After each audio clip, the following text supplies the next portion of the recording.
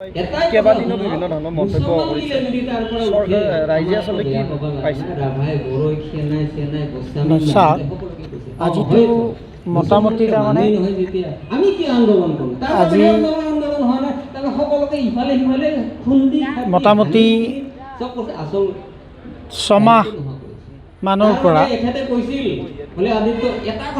এনেইতো আচলতে 25 চনৰ পৰাই এটা চৰকাৰী ষড়যন্ত্ৰ এইবিলাকত চলি আছে যে আজাৰা আৰু পলাশবাৰী ৰাজচক্ৰৰ অন্তৰ্গত মাটিত এয়াৰপৰ্টৰ ওচৰত সমীপত যে তেওঁলোকে এয়াৰট্ৰ চিটি বনাব, এয়াৰট্ৰ পুলিচ বনাব আৰু তাৰ কাৰণে ইতিমধ্যে মাৰ্চ মাহত প্ৰায় 500 পৰিয়ালক উচ্ছেদ কৰিলে। 700 বিঘা মাটি তেওঁলোকে দখল কৰিলে। দখল কেনেকৈ কৰে সেইখিনিতো মালিকৰ মাটি। গতিকে দ্বিতীয় পৰ্যায়ত তেওঁলোকে এটা কৌশল ল'লে কি চৰকাৰে যে চৰকাৰী বিভিন্ন বিভাগক লাগে বুলি আজাৰাৰ 6খন গাঁৱত যেনে পাচনীয়াপাৰা, মাটিকুটুনি, দেউৰালি, তাৰপিছত জবেকে ধৰি তাৰমানে কমাৰগাঁও এনেকৈ 6খন গাঁৱৰ পৰা 2662 বিঘা মাটি তেওঁলোকে বিভিন্ন অফিচ চৰকাৰী অফিচ কাছাৰী পাতাৰ বাবে তেওঁলোকে অধিগ্ৰহণ কৰিব। ইতিমধ্যে নটিচ এই আপোনাৰ অধিগ্ৰহণৰ নটিচ আহিছে। আমাৰ অবজেকশ্যন এমাহমানৰ ভিতৰত তেওঁলোকে দাখিল কৰিব কৈছে। আৰু যোৱা 17 তাৰিখে এই 17 আগষ্ট 17 আগষ্টত আল্লিবাৰী খেনা আলিবাৰীত মোটামুটি 363 ঘৰ মানুহক পট্টাদাৰক আন এখন নটিচ দিছে। 15 দিন সময়সীমা দিছে যে আপোনালোকৰ মাটি আমি এয়াৰট্ৰ পুলিচ বনাম, সেইকাৰণে আমি এই মাটিখিনি প্ৰয়োজন বোধ কৰিছোঁ। গতিকে আপোনালোকৰ কিবা ক'ব লগা থাকিলে 15 দিনত ক'ব লাগিব, অন্যথা আমি দখল কৰিম। ইয়াত বেলেগ কথা নাই আৰু জোৰ কৰি দখলৰ এক অভিযান চলাব খুজিছে মুখ্যমন্ত্ৰী হিমন্ত বিশ্বই। আৰু কিছুদিন আগতে হিমন্ত বিশ্বই কৈছিল যে ৰাণীটো দূৰৰ কথা, পলাশবাৰী সমষ্টিৰে আমি মাটি নলওঁ কৈছিল নে 5 তাৰিখে। আজি সেই হিমন্তই এয়াৰট্ৰ পুলিচ বনাম বুলি 1126 বিঘা মাটি অধিগ্ৰহণত তেওঁ নটিচ মাৰিছে যোৱা 17 আগষ্টত, 15 দিন সময়সীমা দি। কিন্তু ইয়াত আমাৰ কৃষক ৰাইজে কেতিয়াও ভূমি এৰি দিব খোজা নাই, কাৰণ আমি এই ধৰণৰ এয়াৰট্ৰ পুলিচ কাই বনাব। ইয়াত নাম নক'লে সকলোৱে বুজি পাইছে মিছা কথা। তেওঁতো ধুৰন্ধৰ মিছলীয়া মুখ্যমন্ত্ৰী, ধুৰন্ধৰ মিছলীয়া মুখ্যমন্ত্ৰী অসমৰ এজন। তেওঁ কয় এটা, ভাবে এটা, কৰে বেলেগ। এইজনেই হ'ল অসমৰ মুখ্যমন্ত্ৰী। ইমান দিনে যিমান মুখ্যমন্ত্ৰী আছিল, কোনোজন মুখ্যমন্ত্ৰী এনেকুৱা পাতলীয়া আৰু 2 নম্বৰী কথা কোৱা মুখ্যমন্ত্ৰী নাছিল। যি কাম আজি কামত ব্যস্ত হৈ আছে, যি ৰাইজক প্ৰলোভিত, ৰাইজক ভীতিগ্ৰস্ত, ৰাইজক প্ৰলোভিত ষড়যন্ত্ৰমূলকভাৱে উচ্ছেদ কৰাৰ, ভেটিৰ পৰা উচ্ছেদ কৰাৰ যি নাটক ৰচি আছে, যি প্ৰৰচনা কৰি আছে, যি ষড়যন্ত্ৰ ৰচি আছে, যি অন্যায় কৰি আছে, যি গণবিৰোধী কাম কৰি আছে, সেইজন হিমন্ত বিশ্ব শৰ্মা। ৰাইজে কিন্তু এইবিলাকত সমৰ্থন দিয়া নাই। আপোনালোকে আমাৰ ইয়াত এয়াৰট্ৰ পুলিচ এখন হ'ব, সেইখন কোনে বনাব ক'ব লাগে নেকি? নামটো আদানী। ভাৰতবৰ্ষত 4 নে 5খন এয়াৰট্ৰ পুলিচ অকল আদানী বনাইছে। কিমান মানে যি তেওঁলোকে 1126 বুলি তেওঁলোকে নিৰ্দেশনা অধিগ্ৰহণৰ কাগজ উলিয়াইছে, প্ৰায় 363 ঘৰ পট্টাদাৰক। অকল সেইখিনি মাটিয়ে নহ'ব, সেইখিনি এটা পৰ্যায়ত তেওঁলোকে অধিগ্ৰহণ কৰাৰ পাওঁ পাতিছে। তাৰপিছত ধৰক ৰাণী বজাৰ পাৰ হৈ 4-5 হাজাৰ বিঘা মাটি লোৱাৰ এটা গভীৰ ষড়যন্ত্ৰত লিপ্ত হৈছে হিমন্ত বিশ্ব চৰকাৰ। কাৰণ এই মাটিবিলাক অধিগ্ৰহণ কৰি বেছিভাগৰে আপোনাৰ কাগজ পাতি নাই, মাটি এৰি দিয়াত কেতিয়াও পক্ষত নাই। আজি চাওক, এটা উদাহৰণ দিব খুজিছোঁ মই, ৰাইজে মাটি এৰি নিদিয়ে। এটা উদাহৰণ দিছোঁ, আজি আজাৰা অঞ্চলত, ধাৰাপুৰ অঞ্চলত, মিৰ্জাপুৰ অঞ্চলত ভাবিছিল নেকি ৰাইজে যে আমাৰ ঘৰ গৃহস্থী এদিন যাব, কথাত দিছে এয়াৰপৰ্টক বনোৱাকৈ, সেই এয়াৰপৰ্টখন আজি আদানী চলায়। এতিয়া আদানীয়ে আমাৰ লোৱাৰ মিৰ্জাপুৰত থলুৱা মুছলিম মানুহৰ ঘৰৰ মাটি জোৰ কৰি লৈছে। মুখ্যমন্ত্ৰীয়ে ভীতিগ্ৰস্ত কৰি পৰিয়ালখিনিক মাতি লৈছে, আমি ল'মেই এনেকৈ লৈছে। কেইটামান 25টামান পৰিয়ালে 55 বিঘা মাটিত তেওঁ জোৰ কৰি লৈছে, তেওঁলোকক মাত্ৰ থকাৰ কাৰণে 5 বিঘা মাটি দিছে। এতিয়া এই বৃহত্তৰ গাঁৱলীয়া অঞ্চলটোত গতিকে চাওক এইখন এখন আমাৰ জীৱন জীৱিকাৰ উৎসস্থলী।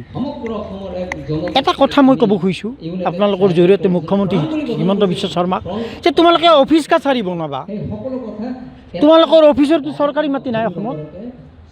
এতিয়াও যদি জৰীপ চলোৱা হয়, অসমৰ 60% মাটিতে কাগজ নাই, হয় চৰকাৰী হৈ আছে, নহয় আপোনাৰ ফৰেষ্ট লেণ্ড হৈ আছে, নহ'লে চাহ বাগানৰ মালিকবিলাকৰ তেল মাৰাকে মালিকবিলাকক দখল কৰিব লগাই দিছে। তেওঁলোকে ৰাণীতে আছে, ৰাণী চাহ বাগিচাতে ৰাণীৰ মালিকে 1000 বিঘা মাটি বনাঞ্চলৰ মাটি দখল কৰি আছে। কিবা কৰিছে, কিবা কৰিব পাৰিছে ৰাজহ বিষয়বিলাকে?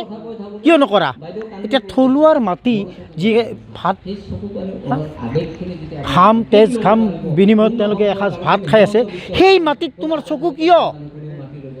যে আমি কোনোপধ্যে এৰি দিবলৈ মানুহে নিবিচাৰে, আমিও নিবিচাৰোঁ।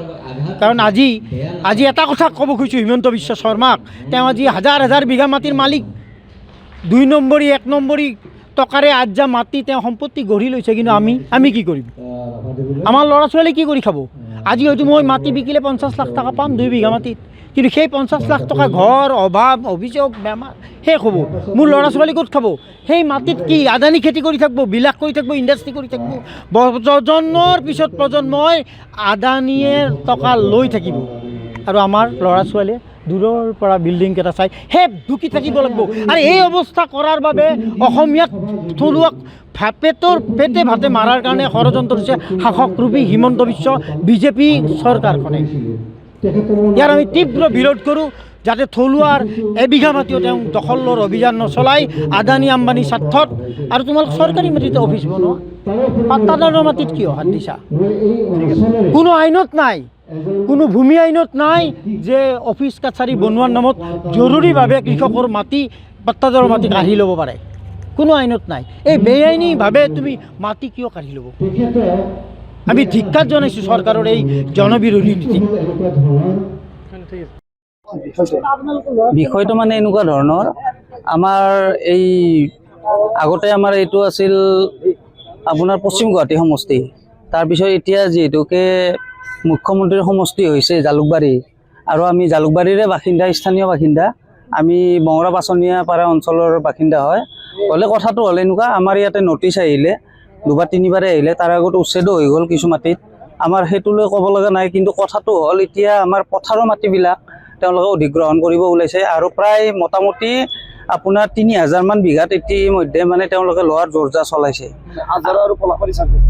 আমাৰ এইটো পলাশবাৰী চাৰ্কুলত অকণমান পৰে, আৰু বাকী বেছি সংখ্যকে আমাৰ মানে আপোনাৰ হেৰি জালুকবাৰী সমষ্টিত আজাৰা চাৰ্কুলৰ হয়।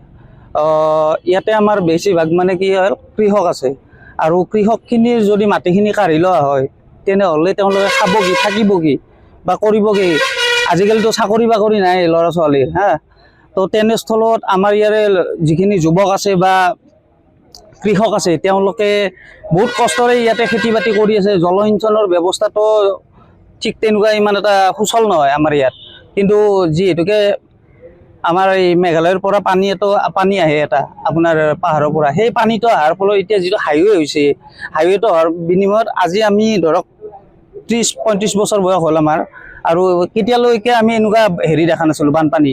এইবাৰ ফাৰ্ষ্ট টাইম এই আমাৰ হাইৱেৰ মাজেৰে বৈ শংকৰদেৱ হাইস্কুল যিখন আছে তালৈকে পানী সোমাইছে। আৰু যদি ভৱিষ্যতে এই 3000 বিঘা মাটি একেলগে তেওঁলোকে লোৱাৰ জোৰজা চলাইছে ছেটেলাইট চিটি, আমি উন্নয়ন বিচাৰোঁ, উন্নয়নৰ বিৰোধিতা আমি নকৰোঁ, কিন্তু কথা হ'ল আমাক এনেকুৱা উন্নয়ন নালাগে যিটো নেকি ধৰক আদানী আম্বানী আহি পেলাই ইয়াৰে মাটিবিলাক তেওঁলোকে ল'ব আৰু ডাঙৰ ডাঙৰ ফ্লেট বনাব। আমাৰ অসমীয়া মানুহে তাতে 25 কোটি টকাৰে ফ্লেট কিনিব নোৱাৰে, বা আৰু আমাৰ যিখিনি অসমীয়া মানুহ আছে তেওঁলোকে ইয়াতে খেতি কৰি আছে, আৰু যিখিনি মাটি আছে তেওঁলোকৰ নিজৰ ল'ৰা ছোৱালীৰ ভৱিষ্যতৰ কাৰণে ৰাখি থৈছে, আৰু সেই ৰাখি থোৱা মাটিখিনিৰ পৰা তেওঁলোকৰ ল'ৰা ছোৱালী বা বিয়া দিয়াৰ ক্ষেত্ৰতে হওক বা অন্য চাকৰি বাকৰিৰ ক্ষেত্ৰত আমি চৰকাৰক কওঁ, মাটি আপোনালোকে বহুত ঠাই আছে অসমত, আৰু যিহেতুকে ছেটেলাইট টাউনশ্বিপ, আচলতে ছেটেলাইট টাউনশ্বিপ বনাব লাগে আপোনাৰ যিখিনি মানে চহৰৰ পৰা আৰবান এৰিয়া পাৰ কৰি পেলাই মোটামুটি 30-35 কিলোমিটাৰ দূৰত বনালে ভাল হয় সেই বস্তু।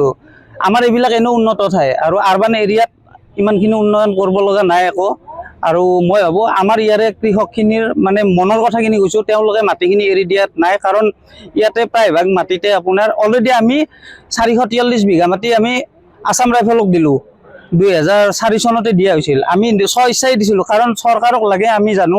কিন্তু সেই বুলি যদি আমাৰ যিখিনি বাকী থকা মাটি আছে সেইখিনিও যদি আমি চৰকাৰক দিব লাগে, আমি যাম ক'ত, থাকিম ক'ত? আজি আমাৰ এটা পৰিয়াল আছে, কালি 4টা পৰিয়াল হ'ব, সেই বাকী 2টা পৰিয়াল ক'ত থাকিব ভৱিষ্যতে? আমিতো ভূমিহীন হ'ম। তো সেই ক্ষেত্ৰত আমি চৰকাৰক আৰু মানে হেমন্ত বিশ্ব শৰ্মা ছাৰকো আমি অনুৰোধ কৰিম, যাতে ভৱিষ্যতে আপোনালোকে ইয়াতে পৰিকল্পনাটো নলয় আৰু এই অঞ্চলত আপোনালোকে ইয়াৰ পৰা এই বস্তুটো উঠাব লাগে, উঠাই আঁতৰাব লাগে আৰু বেলেগ ঠাইত নিব লাগে। এইখিনি মোৰ ক'বলগীয়া। ধন্যবাদ। যিকোনো খবৰৰ বাবে যোগাযোগ কৰক 9181 307 221 আমাৰ এই নম্বৰত।